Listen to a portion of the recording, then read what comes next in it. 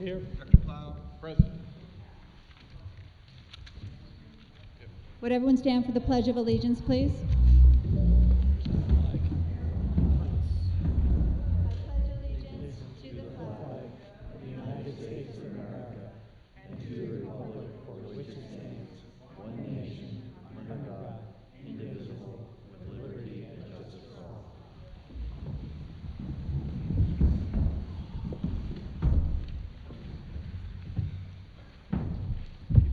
Okay, welcome. Please speak up if you can't hear me. The microphone's pretty low. Welcome to the inaugural meeting of our Groundwater Sustainability Agency, our inaugural community meeting. We're glad to have you here. So why are we here?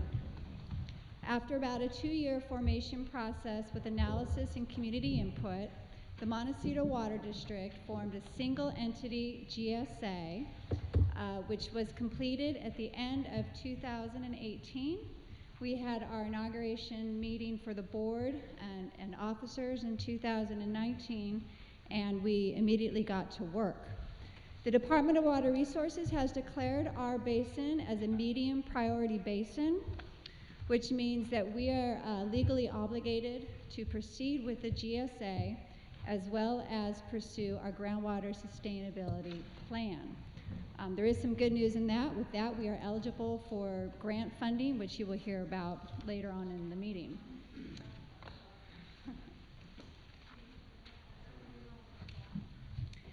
As a single entity GSA, we in Montecito, Summerlin, and Toro Canyon are able to control the management of our basin as a community. And today, we are asking you as a community to provide your input and to get involved in this process, with the goal to protect our most precious resource, our basin. Here's our agenda for this evening. In connection with the agenda, we have speaker slips on the table in the back there. We would ask that if you have any questions or would like to provide public comment, please fill out a slip and hand it in to either Lois over here on the blue table or Laura Camp, our public information officer, on the other side of the room. And we also have a sign-in sheet out in the hallway. We would appreciate you signing in so we can contact you to get involved.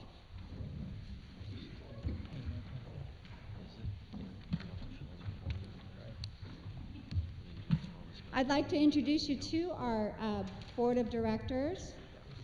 We have Director Ken Coates, who is our Vice President of the GSA, Director Toe Plow, Director Floyd Wicks, and Director Brian Gable. I would also like to introduce you to our staff. Nick Turner is the General Manager of the GSA. Adam Kanold is the Engineering Manager of the GSA. Laura Camp, our Public Information Officer. Jane Gray is a Regional Planner and Senior Project Manager for DUDEC. And Matt Naftali is our Principal Hydrologist, also with DUDEC. So here we have our mission statement. I'm going to go ahead and read it because the board provided a lot of input into this statement. The Montecito Groundwater Basin Groundwater Sustainability Agency's mission is to ensure a reliable and sustainable groundwater supply for the community through effective basin management pursuant to the Sustainable Groundwater Management Act. And our mission statement is important because it essentially follows SGMA. Our goal is to reach sustainability. And with that, I'd like to turn this over to our engineering manager, Adam, who will take over the presentation at this point.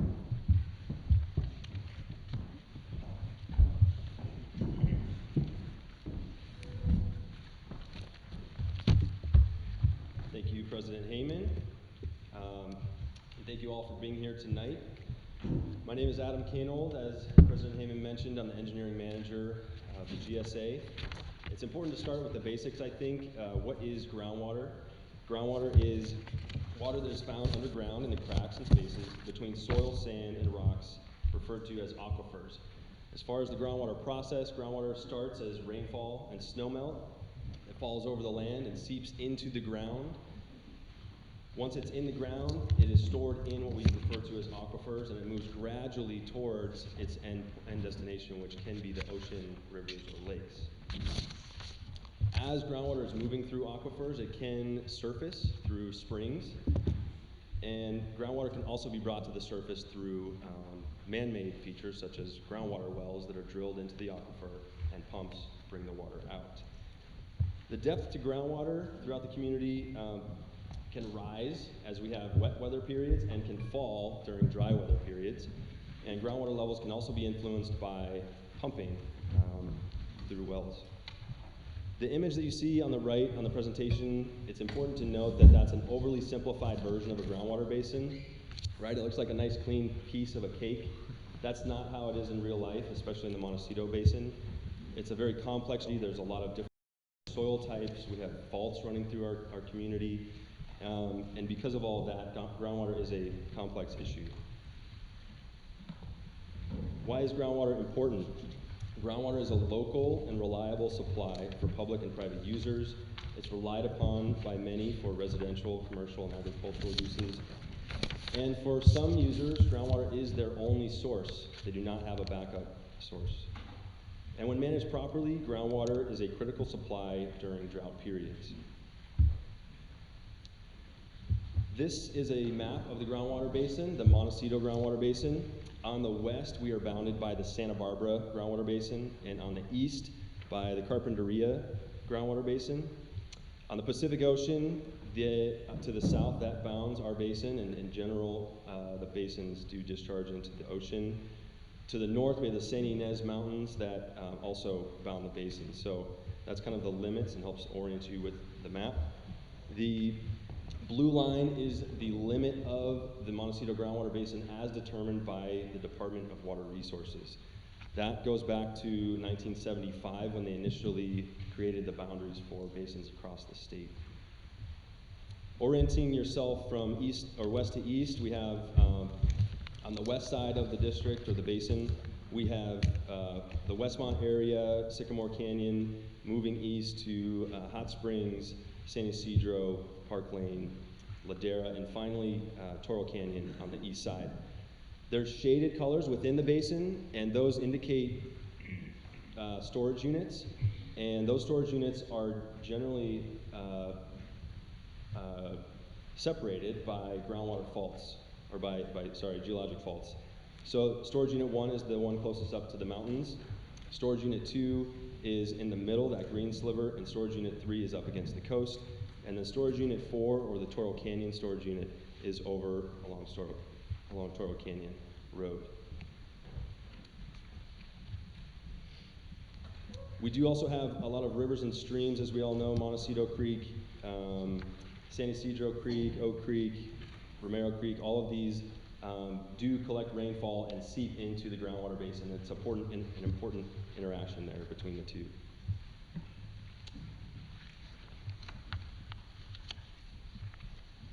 So with that, I will hand it over to Jane Gray from UDEC.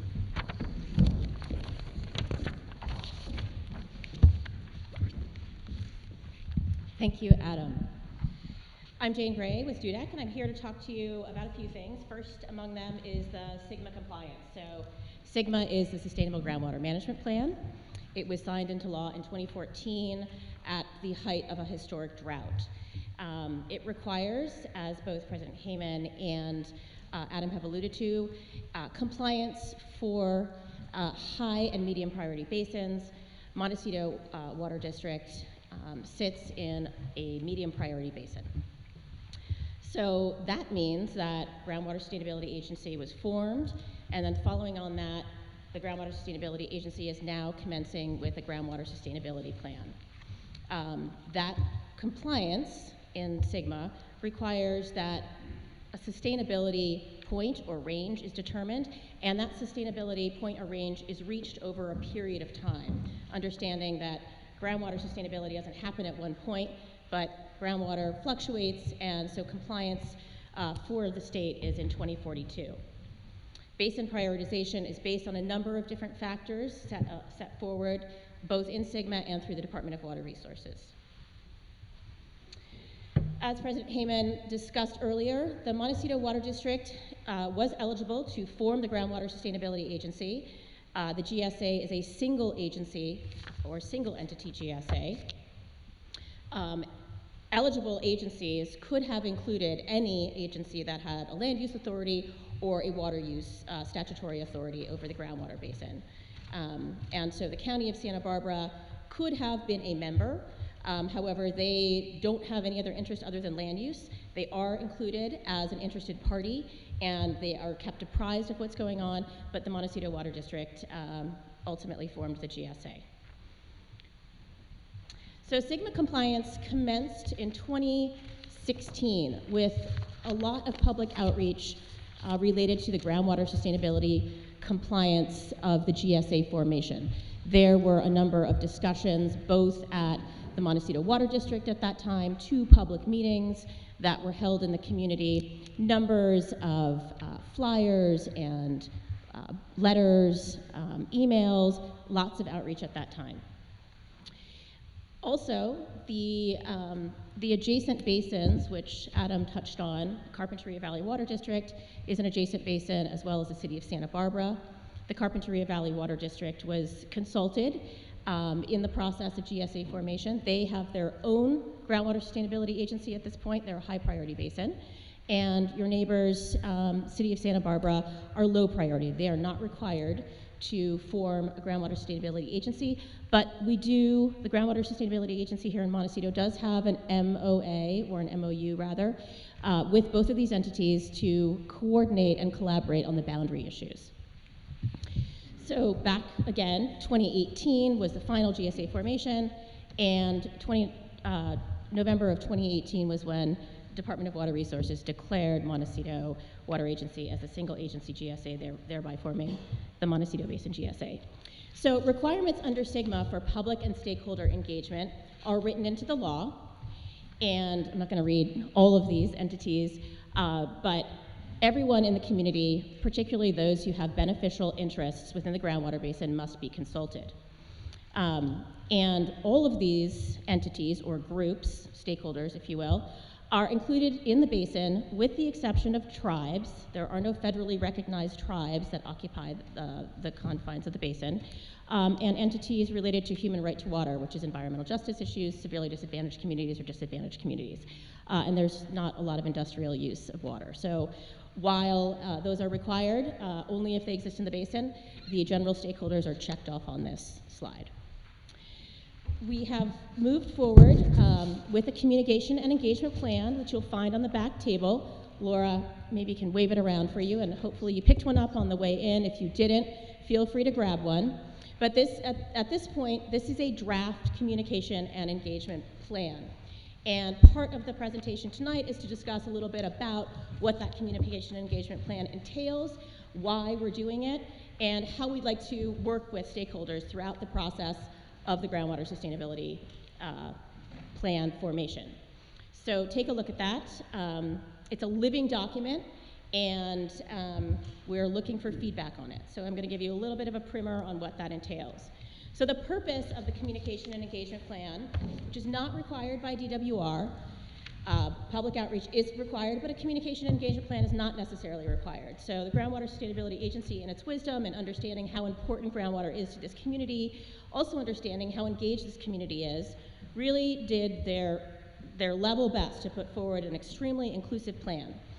And the purpose of that is to enhance the understanding not only of groundwater here in the Montecito area, but what that means on an ongoing basis, what sustainability looks like. Also to inform the needs and purposes of a groundwater sustainability plan, engage all of you in the process, promote informed community feedback and dialogue, and coordinate with other elected officials, as I've already discussed, coordination with Carp Valley Water District and the City of Santa Barbara in their decision-making processes on boundary issues, as well as make public participation open and accessible over the entire period. Also to respond to your concerns. So it's a tall order, so thank you for being here this evening. So the goals of the CEP are to develop and help all of you in that process, support the GSA in the aims of sustainability and the plan itself, provide accurate information and involvement. So again, this is a draft document right now. There are hard copies in the back. It's also on the website. Comments will be taken tonight. If you'd like to write something, they're taken via email, and they will be taken up until March 16th, at which point we will incorporate your feedback back into the CEP and then provide that to the GSA board for their adoption. So within the aspect of communication and engagement, outside of the general communication and engagement that's enduring over that process of about 3 years, 2 to 3 years for the plan, the Montecito Groundwater Sustainability Agency has also requested the formation of advisory committees. So 2 advisory committees, which you can all be a part of. This is another process where we have some charters in the back, as well as applications. And Laura has them. 2 advisory committees were formed, or are being formed rather. The Stakeholder Advisory Committee, which comprises 7 members ultimately, and the Technical Advisory Committee, which will comprise 3 members. So the Stakeholder Advisory Committee is generally the more broad committee rather. It does not require special technical expertise. It is essentially a broad cross-section of representative community members, and will provide local insight, local knowledge, and just sort of that, constant pulse on the community of Montecito, Toro, and Summerland. It will consider interests of all the beneficial users of groundwater. The committee itself advises, and it's an advisory committee, again, to the Groundwater Sustainability Agency, and it will advise on the following items listed on the slide. Sustainability goals and objectives, we'll talk a little bit about that later in the presentation. Projects and management actions, again, we'll dig into that a little bit. Community outreach, fee proposals, and other topics that are deemed as important by the GSA. So those applications are also online. I believe folks here today received an email. It was also in a hard copy conventional mail flyer, so you should all be aware of it. If not, again, there are items in the back of the room and online, and I believe that closes the 28th, which is this coming Friday. March 6th. Okay, so that process will close March 6th, so if you're interested, please get your application in by March 6th. The next advisory committee is the Technical Advisory Committee. This is the smaller of the 2 and is really focused on folks in the community that have, and folks outside the basin actually, that have a lot of technical expertise to bring to bear. And this you really need to have some more groundwater related credentials. The TAC will advise and make recommendations to the agency on goals and objectives, monitoring programs, annual work plans and reports. So throughout the course of groundwater sustainability plans, once it's submitted to the Department of Water Resources, there will be an annual report. So this committee will advise on that. Different modeling scenarios within the basin and what those look like. Projects and management actions to achieve sustainability, review of technical data and memoranda, as well as other topics that are germane and requested by the GSA. I've already spoke to you about the charters and the applications. Those are online, and those are here in this slide. And I'm going to turn it over back to Adam. Thank you.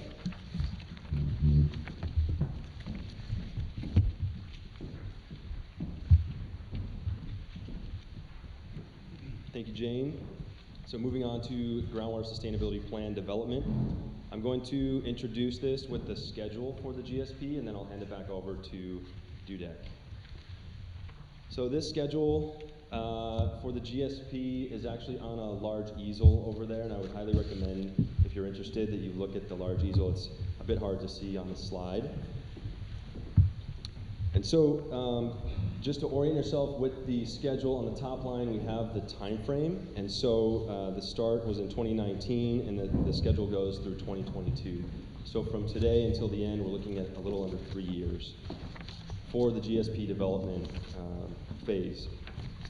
On the left sidebar, you have the tasks that we are pursuing to complete the GSP. And that includes everything that we're discussing today, such as the communication and engagement plan, the funding analysis that we're doing, as well as the GSP document, which includes several subsections.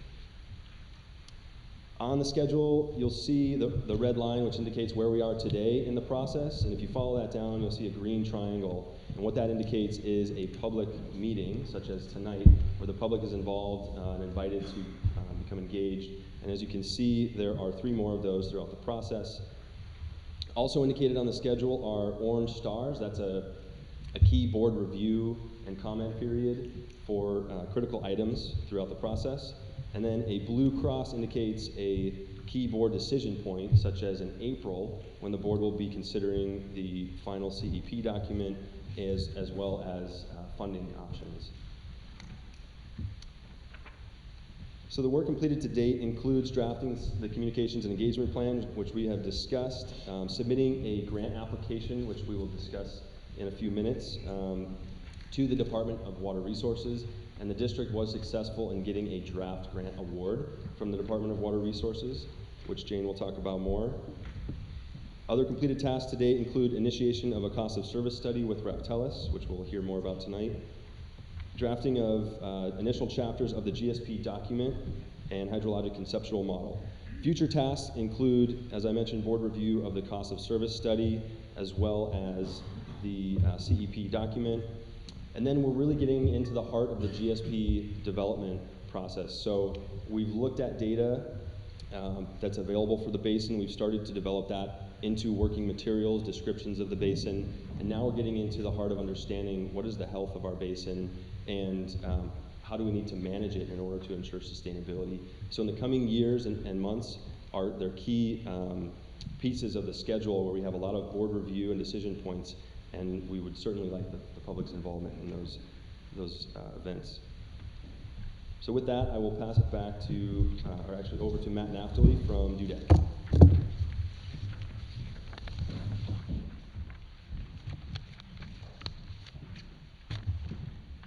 Thanks, Adam, and thank you all for coming.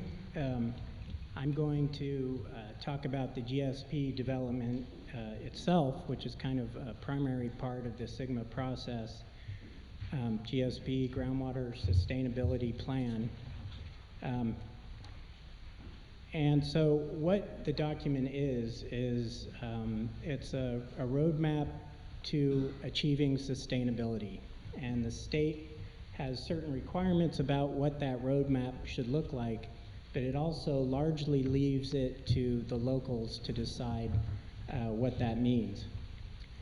It is certainly a technical document in which you have to have an understanding of the basin, the groundwater, how it works, how it's used, how it's replenished. And then you want to define sustainability goals, and that's something that can be left to the locals to do. And I'll talk about each of these things in the coming slides. And then as a way of achieving the sustainability that you've defined, there's projects and management actions, and I'll talk about those as well. So the state defines sustainability as the avoidance of undesirable results. And these undesirable results that are shown here are actually defined by the state. You can read them yourself. I don't need to go through them. But you'll see that some of them are likely to occur in the Montecito groundwater basin, and others are not so likely. For example, seawater intrusion is a possibility because the basin is located on the coast.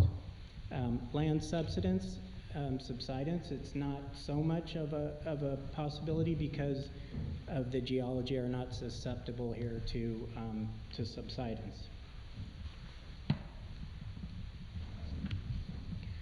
The general outline, and this can change of course, but this is the general outline that the state has provided, consists of 5 chapters, and the first one is an introduction, which is sort of perfunctory and talks about the parties involved.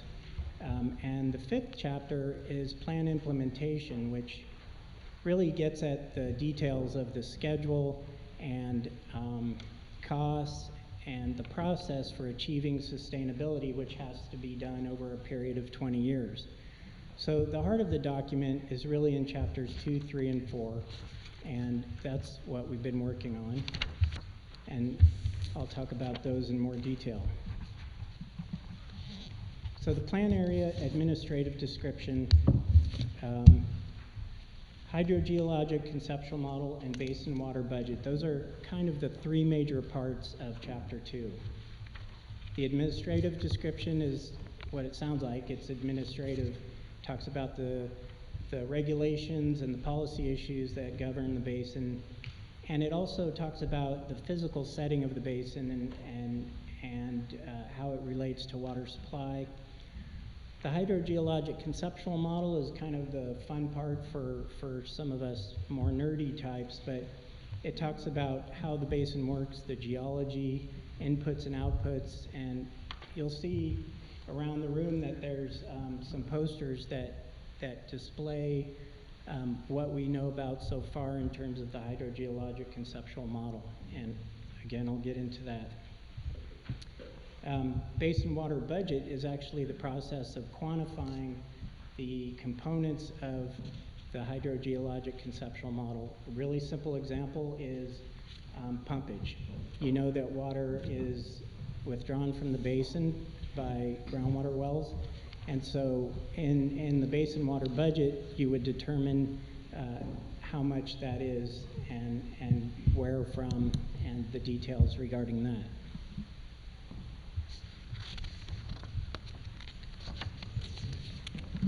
So to go back to the plan area administrative description, it's a summary of jurisdictional areas and other features. We've already kind of gone through that. That means like who controls land within the basin. We know that the county controls certain types of development. Montecito Water District supplies water. There's Forest Service, and there's a lot of different entities. Also, the water resources monitoring and management programs, these are existing programs. Montecito Water District has a long history of implementing programs, and so the document requires us to recount those and talk about the effect in terms of sustainability. Land use elements or topics of categories of applicable general plans. SGMA requires that the GSP be coordinated with other planning documents like the county general plan, and so that also has to be done in this document. Then I have additional GSP elements here. That could be a number of different things. An example might be projects that are currently underway but maybe not completed, and so we'd want to talk about the potential effect of those projects. And then finally, notice and communication is largely what Jane talked about. This is something that's generally written up at the end of the process so that we can actually talk about the feedback we received from stakeholders and how we responded to it, and all that will be put into the final document.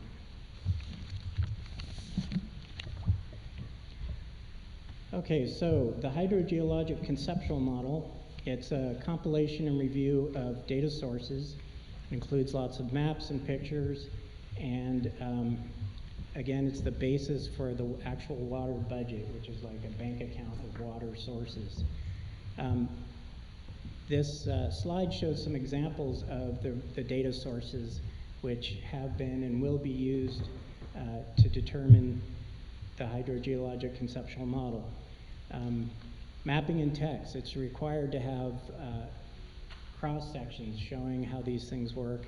And again, these are enlarged in different areas in the room, but I'm going to show you what those look like here. So this is a block diagram with it doesn't include everything, but it does include many of the components of the hydrogeologic conceptual model. And you can see here that the geology is shown, sources of the inflow and sources of, I'll call it outgo, those are also shown. For example, evapotranspiration, that's a water loss. Precipitation, water ends up percolating into the groundwater basin. You can see the faults here, which, as Adam mentioned, they can act as barriers to groundwater flow. So, in effect, what we have here in Montecito is perhaps closer to 3 sort of separate sub-basins than one continuous basin. And all of that is shown on this particular diagram.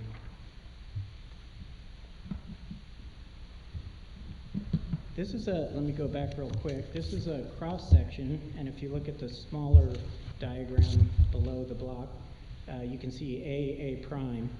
And so this is just like if you took a slice out of that and looked at it from the side. It's just another way of looking at the hydrogeologic conceptual model.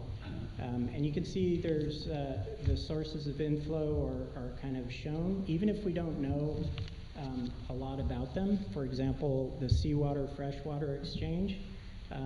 There's not a high degree of certainty as to whether seawater intrusion occurs, and if so, to what extent. As a side note, the Rincon Creek fault zone there is thought to act as a barrier to much of the seawater intrusion. So these things allow us to start to evaluate each of the components and to understand what we don't know and what we need to study further.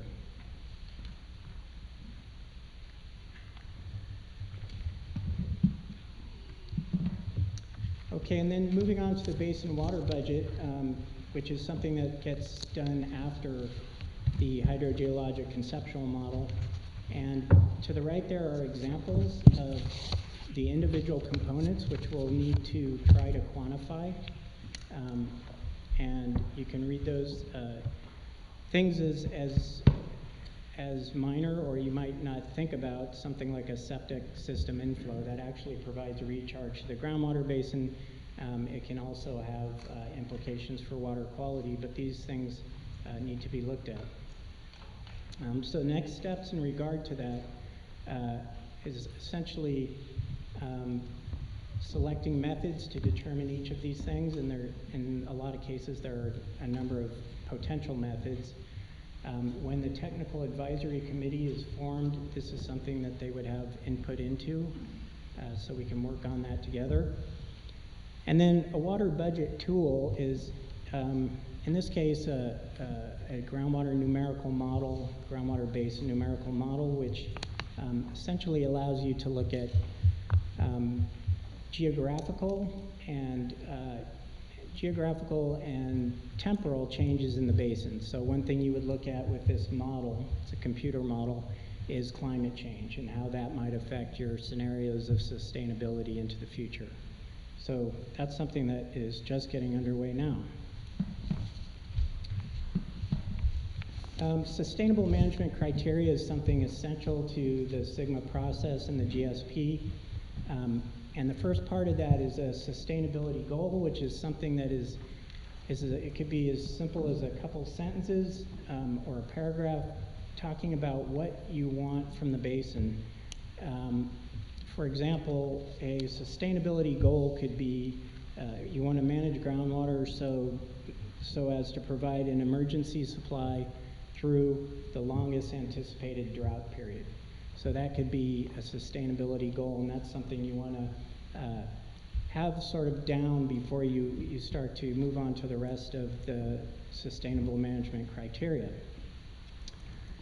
Second bullet there, define undesirable results. We've talked about what those can be, seawater intrusion and loss of contact between surface water and groundwater. There's those that are defined by the state. So the management criteria then consists of minimum thresholds and measurable objectives. And that graph to the right, although not very easy to understand, does kind of show what the minimum thresholds and measurable objectives are. So this is a graph of groundwater levels, let's say. This is hypothetical, it's not a real case, but it's groundwater levels, let's say in a particular well. You may set your minimum threshold at a certain elevation of groundwater. And the minimum threshold is something that if the groundwater level approaches that, you may have actions that are implemented. Again, hypothetical result, if you were to see groundwater levels decline to a certain level, you might implement a certain project or cutbacks in groundwater pumpage to recover those levels. And then the measurable objective, which is the star over there, blue star to the right, that's where you would like to see your basin in order to achieve the sustainability goals. One thing that the state does allow is for groundwater elevations to be used as a proxy for other types of sustainability indicators. Another example for that would be instead of measuring and analyzing groundwater for seawater intrusion by chemical analysis, you could have a well that's near the coast, and as long as the elevation in that well remains at or above sea level, that would be enough to indicate that seawater intrusion is not occurring. So projects and management actions, essentially ways to achieve sustainability, and some examples are listed here: conjunctive use, demand management, which is conservation, and as I mentioned, the Montecito Water District has a very proactive history of managing conditions in the basin, which will just make it that much easier to comply with SGMA. And you know, you could have any kind of project, for example, injection of water into the groundwater basin. These are all things that go under projects and management actions. Those all have to be analyzed as to their feasibility, cost, but also in terms of their effect on the basin. So as a side part of this process, there are some tools that are developed which aren't directly part of the GSP but are used extensively to produce the GSP.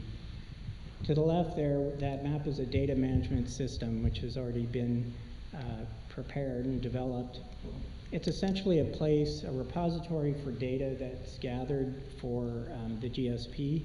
Any kind of data, it can be climate data, obviously groundwater data, groundwater well construction.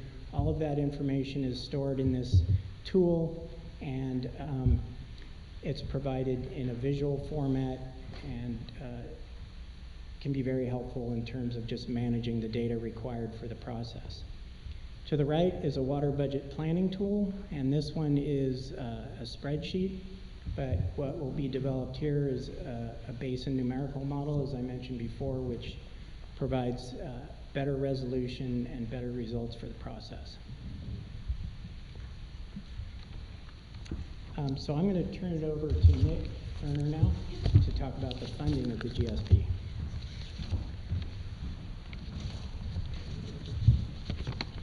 All right, thanks, Matt. Nick Turner, I'm the General Manager of the Montecito Groundwater Basin GSA. Many of you may be wondering how the agency's compliance with the Sustainable Groundwater Management Act will be funded. The agency submitted a Prop 68 grant application to DWR's Sustainable Groundwater Management Grant Program in November of 2019. The funding request included total project cost of $2.1 million. Of that, the total grant request was $1.6 million. Now, the Prop 68 grant program can fund up to a maximum of 75% of the total project costs. As Adam has reported already, DWR has released their draft funding list that was released on January 24th, and the agency's request for funding was listed as approved draft. Let me clarify, draft approval, considered unconditional approval of our full request, which means that pending final approval, the agency's draft grant award of $1.6 million will be awarded in full. So that's great news for the agency. But that leaves a total agency match of $542,000. I'll note that although this approval is not yet final, DWR has gone through a public review and comment period. There were no comments received regarding the Montecito Groundwater Basin GSA funding request. Final approval of the application and funding is expected in mid-March. And we will expect to receive some sort of a draft grant agreement at that time.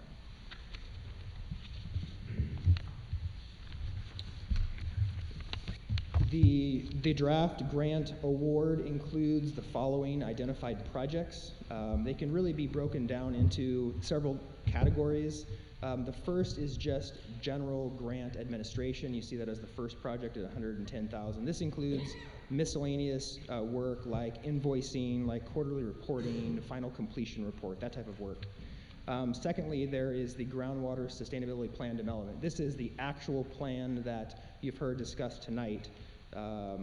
This grant would cover the majority of the cost to prepare that plan. And then third, there's 5 projects that are listed there, there on the screen, that have been identified as being needed to fill data gaps. And those include seawater intrusion monitoring. This would involve water quality sampling at existing wells located along the coast. The development of a basin numerical model, which Matt touched on. It's essentially a computerized groundwater flow model of the basin. Third, a private well metering pilot program. This program is meant to provide an economic incentive to private well owners who are interested in having a meter installed on their well for monitoring extractions. Fourth, there's a surface water stream flow gauge installation and monitoring. These are stream flow gauges that would be installed on the various creeks that cross the basin.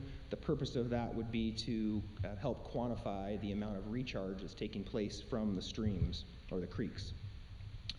And lastly, the construction of monitoring wells in particular locations where we've identified there being data gaps. These locations have not yet been identified, but they could be in areas such as Subbasin 2, where there's limited wells and limited data, or they could be on the east and west side of our basin, where our basin is actually interacting with the adjacent basin and trying to understand what that interaction looks like. So, as I mentioned before, the total project cost at $2.1 million and 75% of that cost is expected to be covered by this grant.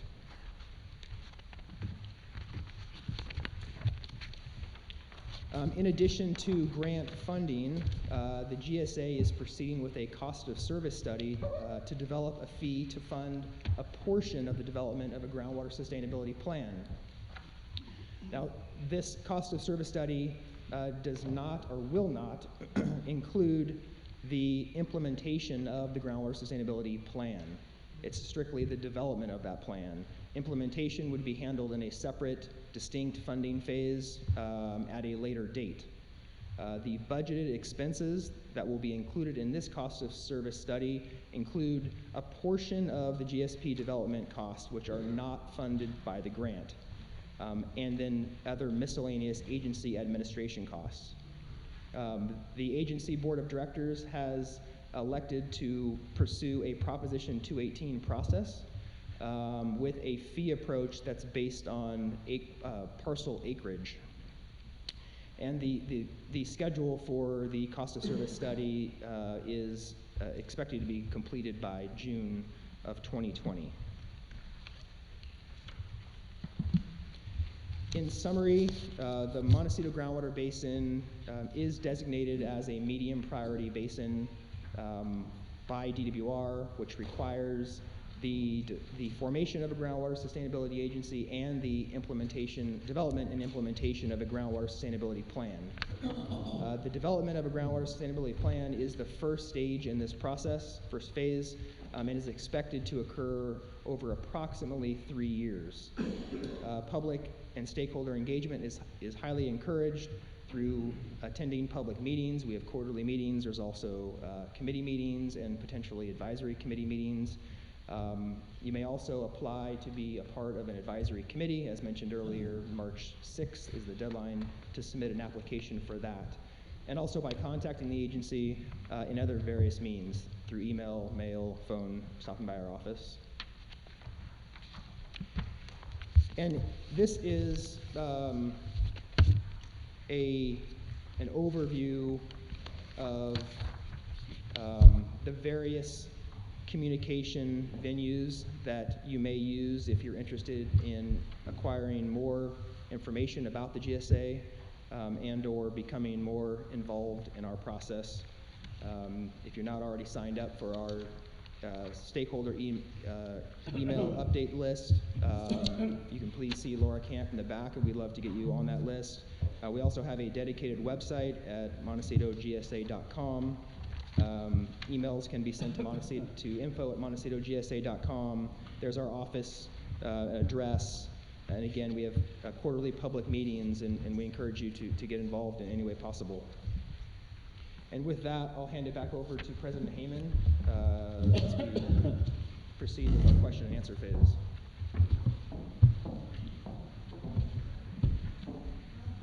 Thank you, Nick. I'm going to backtrack a little bit. I want to go to slide 25 here, because you're probably thinking this is an incredibly long administrative process with a significant amount of data gathering. And that is actually what it takes to achieve. I mean, this is really our goal. This is sustainability. So lowering of groundwater levels we need to watch out for. We need to keep our groundwater storage high. We need to avoid seawater intrusion, keep our water quality high to achieve our sustainability. So I'm just going to leave this up here for a few minutes, because this is really why we're here, is to avoid these undesirable results. So with that, questions? Do you mind filling out speaker slips? Yeah. Actually, would you mind coming up to the microphone? Is this on? Yes. Are you Mr. Walker? No. Do I need a card?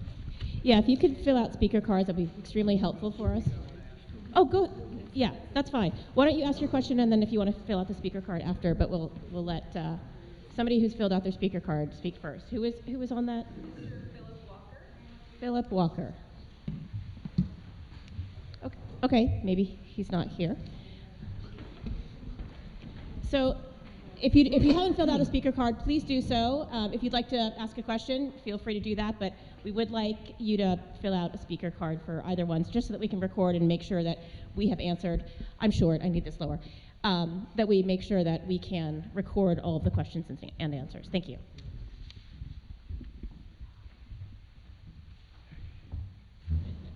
Bob, go ahead. Put it up, Bob. I just had Yeah, to take that, so I'm can short. you pop it up here? Yeah. Thank you. My name is Bob Hazard with the Montecito Journal. It's a very exciting program. You guys, $2.1 million, a lot of money to spend for this. And I think all 10 of you know the weakness in the program. And that weakness is, of course, before you can really do any kind of sustainable groundwater study here, you've got to know the answer to how many wells there are in Montecito. Do we have 500? Do we have 1,000? Do we have 2,000, 2,500? We have no idea how many wells we have. You got to know the extraction rate from those wells. You got to know how much water we're pulling out of each of those wells. You got to know the quality of the water that we're pulling out of those wells. And there is a couple of 100,000 in there for well identification. But every well owner in Montecito is going to say, I don't want you measuring my well output. I don't want to tell you where my well is. I don't want you to know anything about my well because you're going to start billing me for my well water. And so you've got to address that problem, and I would suggest that you get the answer to that before you spend $500,000 with DUDEC, or $1 million or $1.6 million or whatever it is. And I guess I'd like to hear from you, how are we going to lay our hands on accurate well data besides just sampling it and saying, all right, we're going to sample it, and those who are willing to give you some data may give you some, and then you're going to have to project the rest. And that's not satisfactory to really know how this whole groundwater management in Montecito is going to work, in my opinion. Thank you.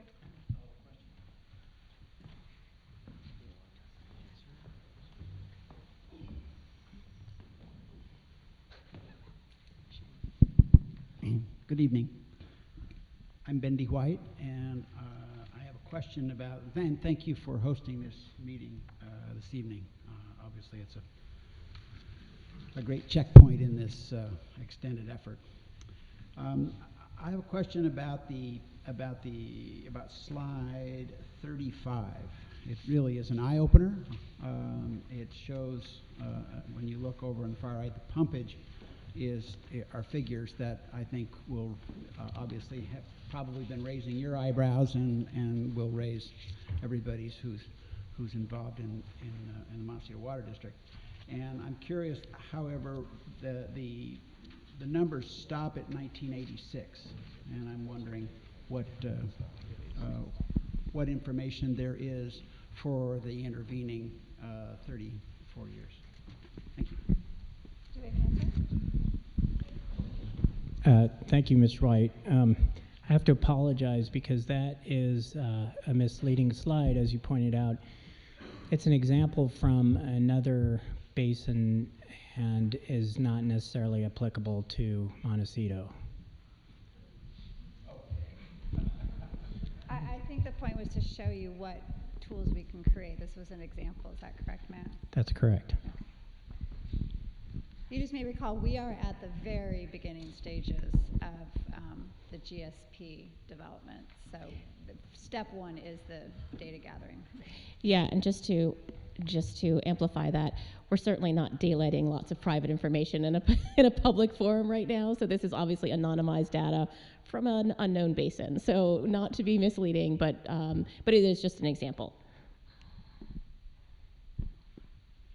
Do we have other comments? I have some speaker slips, okay. but I saw a couple people stand out. Parker Anderson. Thank you. Here, do you want your slip? Sure.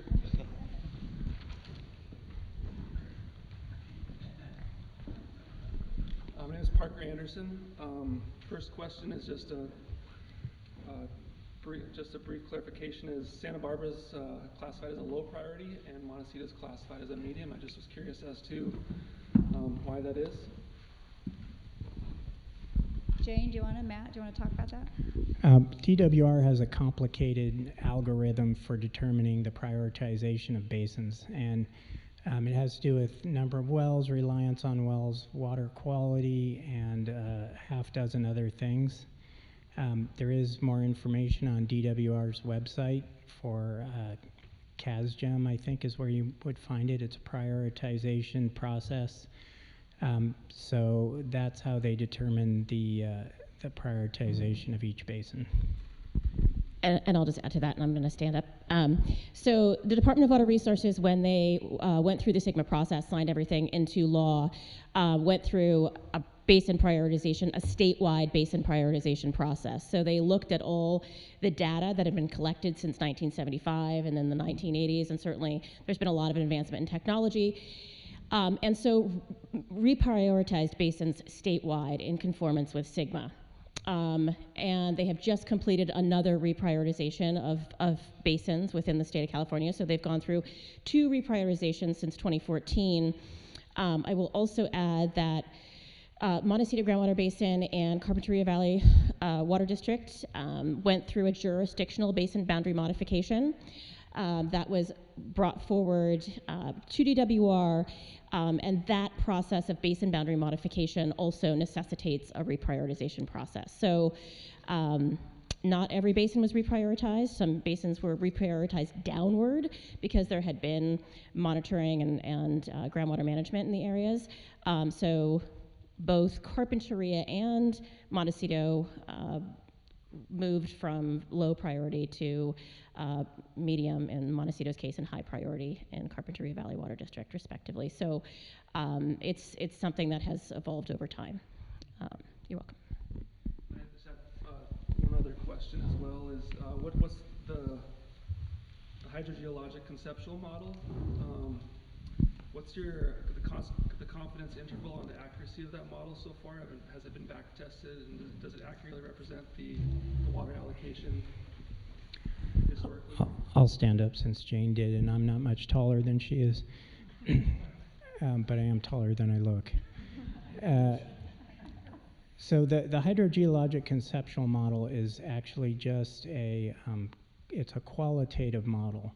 So there's not, it's more about determining the sources of input and outgo and the way the water moves within it. It's not a quantitative model.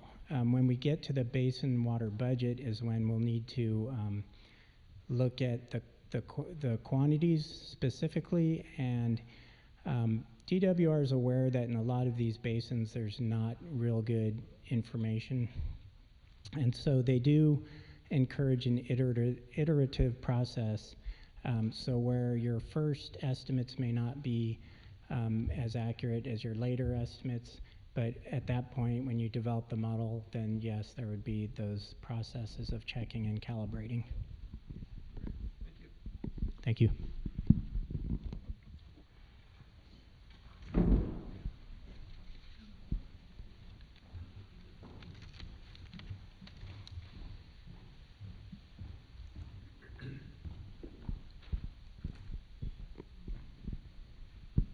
My name is Tracy Wilfong, Montecito resident.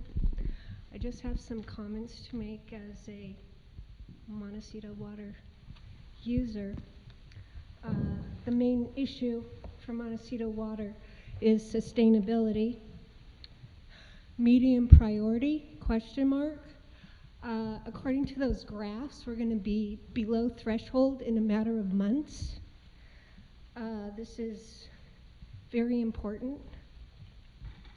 Whatever is happening now is not sustainable.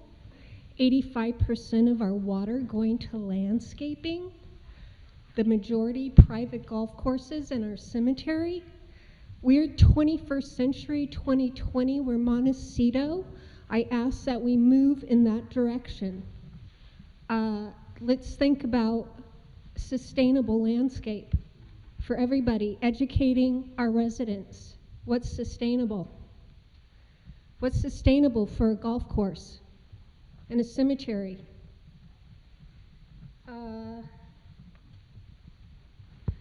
We need to change the landscape immediately. The private wells situation, yes, let's get that under control. It's irresponsible to tell the general public that the drought is over. Southern California is always in drought. Just a few rainstorms doesn't mean anything.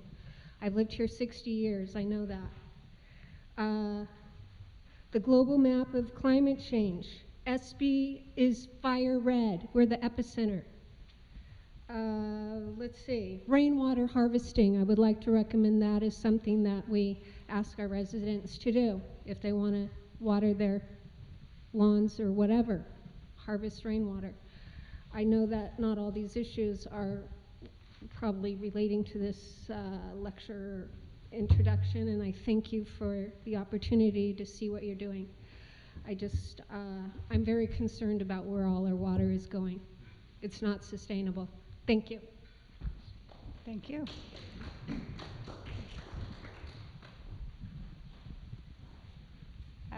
Dr. Ida McGowan. Ida. There you are.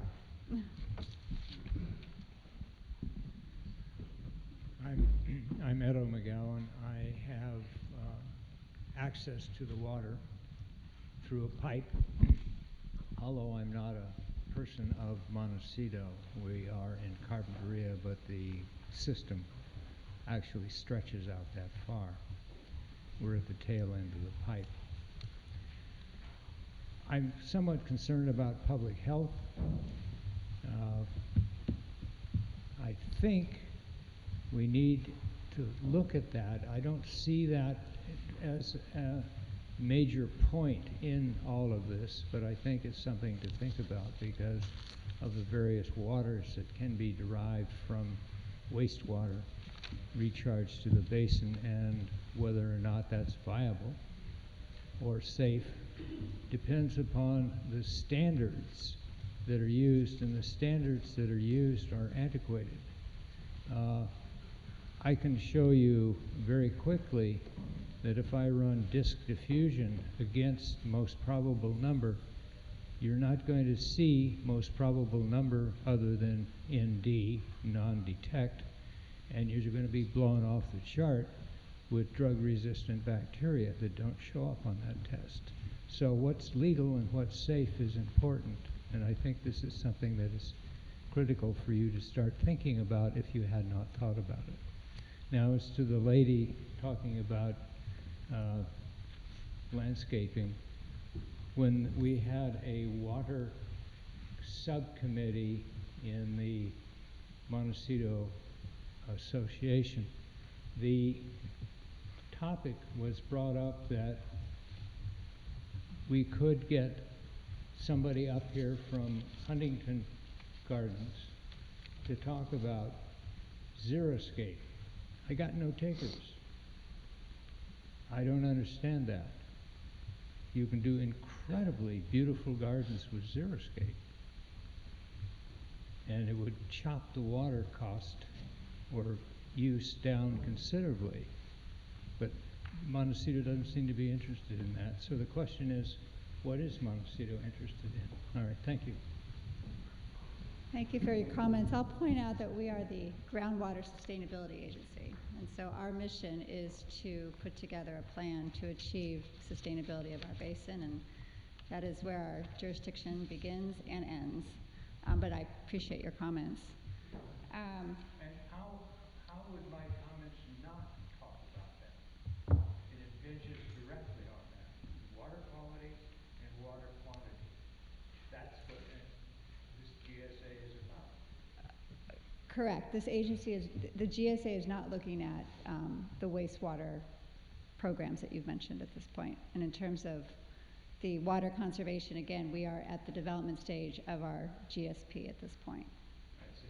But I thank you for your comments. Thank you.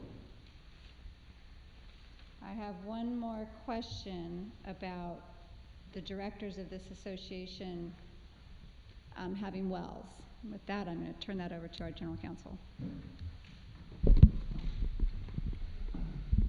Hi there, I'm Bob Cohen. The question's been asked a couple of times. Could it be a conflict that that the 5 people on the water board, you know, are also members of the GSA, and that's not, because Montecito Basin is confined to Montecito. That's not an issue, and another non-issue is whether any of these board members have wells, and I do believe that that one of them, their family has a well, another one is a member of an HOA that has a well, but you can rest assured that as this law takes effect, board members with wells will be treated the same as similarly situated community members that have wells. And conversely, the board members that don't have wells will be treated just the same as other community members that don't have wells. To say otherwise, for example, would mean that directors of the water district could not be customers of the water district. It just wouldn't make sense. But the key to any sort of conflict is whether there's a level playing field, whether somebody gets an unfair advantage. And there will be no unfair economic or other type of advantage given to any board member here. This board doesn't have that type of makeup to begin with. They understand that the community's watching. And the one thing we're very sensitive to is legal challenges. It's a pretty easy ticket for people in this community to go to the courthouse and file a legal challenge. And that's not what we're looking for. We're looking to do the right thing. Thanks. And then I think Director Ricks wanted to respond to your question, Bob. So with that, I'm going to go back to your initial question and for dialogue. I'm not sure I want to tackle Bob Hazard in any way, but you ask a great question, because why are we here? And it really boils down to this GSA. We have an obligation to the community to measure, to monitor a groundwater basin that frankly provides a lot of water to many people in this community. We think there may be as many as 1,500 wells, but we don't know. And that's really the need for the agency, is to find out what we have here. Find out, you can't manage a basin if you can't measure anything. And you've all heard that before. You can't manage what you can't measure or don't measure. So that's one thing we do want to do, is measure the volume currently being pumped from the basin, basins, plural. And frankly, to address the issue of zero escape and so on, that's the water district side of this equation. We're all on the board of the water district as well. But we are addressing that. As a matter of fact, this community during the drought did a remarkable job in diminishing the amount of water used throughout the community. At the peak, I believe this community used about 6,700 acre feet per year. During the drought, that fell to about 3,300 acre feet, and it has frankly not come back much. We're at about 3,800 acre feet per year now. And many people aren't aware that there's a new law, not a new law in California, it was passed when Governor Schwarzenegger was governor, and it was called SBX 7-7. It was intended by the year 2020, which we are here now, to prevent any water district, any water utility in the state from selling more water than a specific cap. So we as a water district, as well as GSA, have a responsibility to the community to get that word out, continuously talk about water conservation, zero escape, whatever it takes to keep the water use down. But one of the primary goals of this agency is not to serve as a watchdog for water rights. People have a right to use water if they have groundwater source below their land. They have, in California, there are laws known as overlying rights. We're not going to be trying to decide who has what right to pump. What we're going to do is figure out a plan to make sure those basins stay sustainable. And that part of it is critical, because if the wells out there don't keep pumping, we can't provide the water to make up a well that somebody has that might not work anymore. That's the SBX 7-7 law that puts a cap on what we can sell. Not we, the GSA, but we, the MWD. So there's a lot of moving parts in this plan, and I'm not sure I even answered your question, Bob, but it's complicated.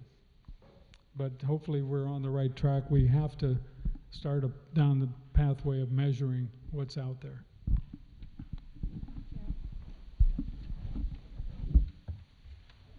I have no other speaker slips. Any other questions, comments? Well, thank you all for coming. I encourage you to get involved. We put contact information up multiple times tonight, and we look forward to seeing you at our board meetings and our committee meetings and the different subcommittee meetings that we're soon to have. Thank you. Thank you.